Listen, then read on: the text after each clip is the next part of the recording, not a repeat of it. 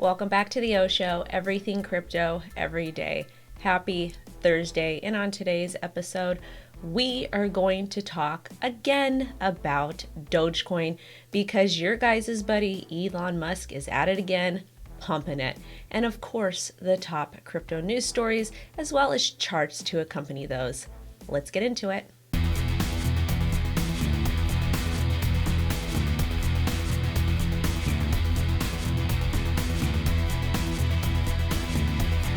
This first story is going to be a shout out to the project Aelf.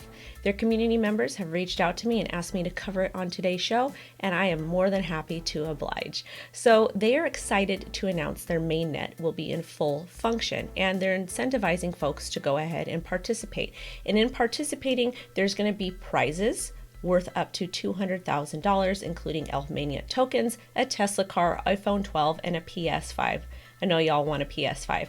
Anyways, let's talk a little bit about what Aelf is. So they are a cross-chain project dedicated to building a blockchain 3.0. What the heck is blockchain 3.0? Well, it's when all chains are connected in their network. They have dApps, block explorers, wallets, and help to tackle real-world problems with their cloud computing.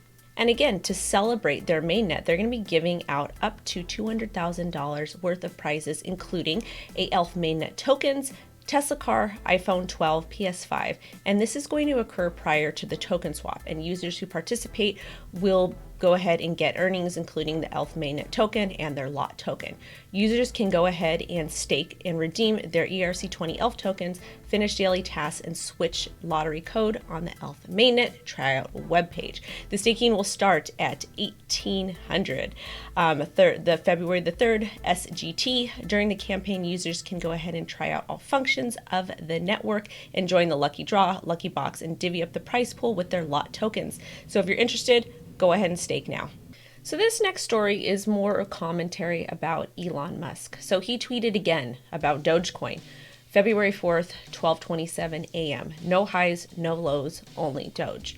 So Elon Musk has 45.2 million followers. And is this really ethical on his part? He's tweeted about Dogecoin before, tweeted about Bitcoin, but really poked a lot of fun at Dogecoin. And I get it, it's fun to meme and have fun. But right now, where we are in the market, we're having a lot of inexperienced folks go ahead and FOMO in and buy Doge at these crazy levels, which most of us have bought Doge between 41 Satoshis and about 15 Satoshis. Me personally, my average entry was 30 to 40 Satoshis. And there's people calling for it to go to $1, which that's fine, fantastic. However, is it really, really likely? We've talked about this on the show before, but we get these insane pumps and then these drastic dumps, and it keeps going over and over again. And realistically, this pump that we're seeing with Doge on the weekly chart is looking like it's getting a little bit tired, like it might go back down. Could it continue to go higher? Yes, but taking a look at the market cap, the circulating supply is 128 billion. 128 billion. In order for Dogecoin to hit $1, the market cap would have to increase massively. And is that really possible to happen? Either way, I've already gotten out of my trade. I went ahead and kept a moon bag because I do that with most of my stuff. And I do have sell orders set for about 200, 300, and 400 Satoshis just in case we do continue to climb up. However, I'm getting a little bit nervous because I'm seeing a lot of people that are sending me emails, DMing me, telling me that they've lost. So I don't know. This is a very, very risky trade, guys. And I would be very, very careful. Be careful who you believe and who you trust. And again, don't even trust me. Anything I say, fact check me. Always do your own research because it's starting to get a little bit wild. And I'm not sure if this is a good thing, what he's doing. Me personally, I'm not with it. I think he should just stick to building rockets and ending world hunger. This next story is brought to you by our show sponsor, NFTlootbox.com. And in 2021, we're going to talk a lot more about NFTs because they are definitely a force to be reckoned with. However, always be careful what NFTs you are buying and don't always assume that they are going to make you rich as you trade them on the secondary market. There is still risk associated with it. Anyways, NFTs have been around for a while. That stands for non-fungible token. And we saw them kind of first emerge back in 2017 with CryptoKitties and the Pepe NFTs, all of that stuff. And of course, with the project Wax. Anyways, What I like about NFT Lootbox is that it combines NFTs, DeFi, and the Lootbox tech, where users can stake their loot on the platform to receive gold and silver tokens. Again, it's hashtag LOOT. And then these gold and silver coins are then used to open their loot boxes and have completely random chance of containing most rare and valuable NFTs. Of course, there has to be a market for them, right? And to me, it kind of sounds like a treasure hunt. I feel like a pirate almost. And it kind of levels the playing field out because you're opening packs and you don't really know what you are getting. And just because you have a lot of money doesn't necessarily mean you're going to get the best NFTs. Either way, you guys, the gold and silver tokens received can even be traded on Uniswap, giving their users passive incomes from staking.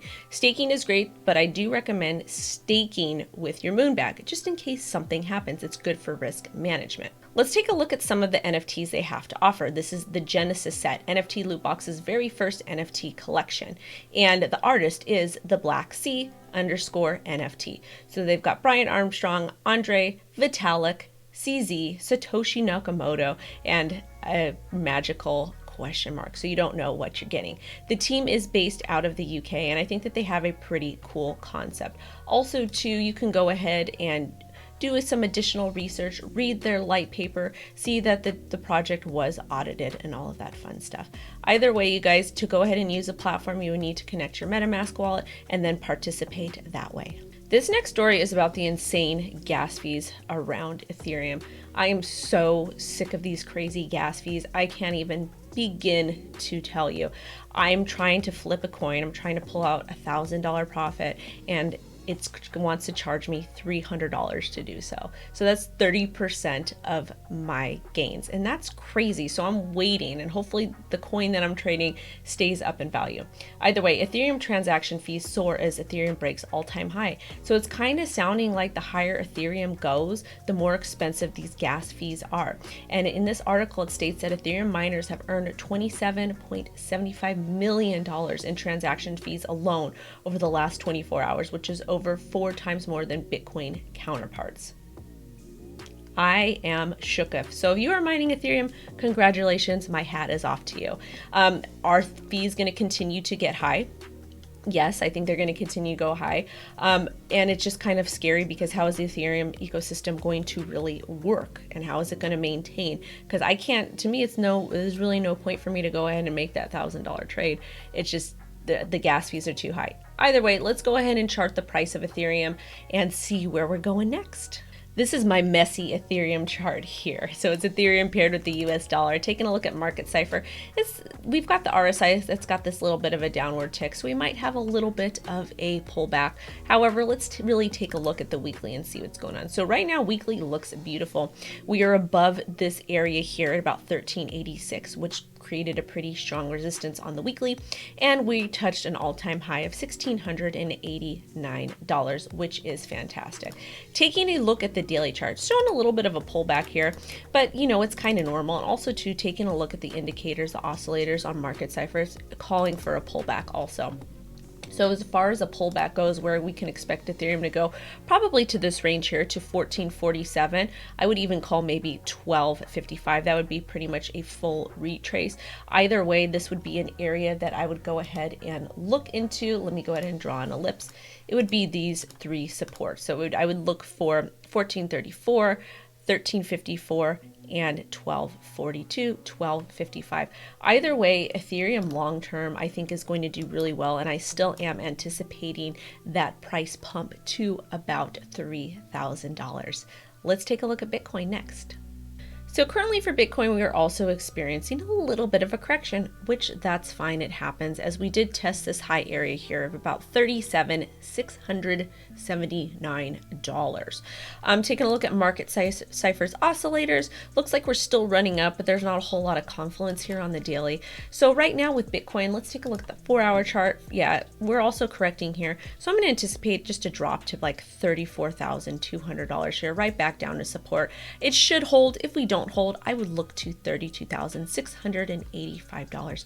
But I think with the market today, we're going to see a little bit of a pullback, which is great for those of you who want to get in, dollar cost average, all of that fun stuff.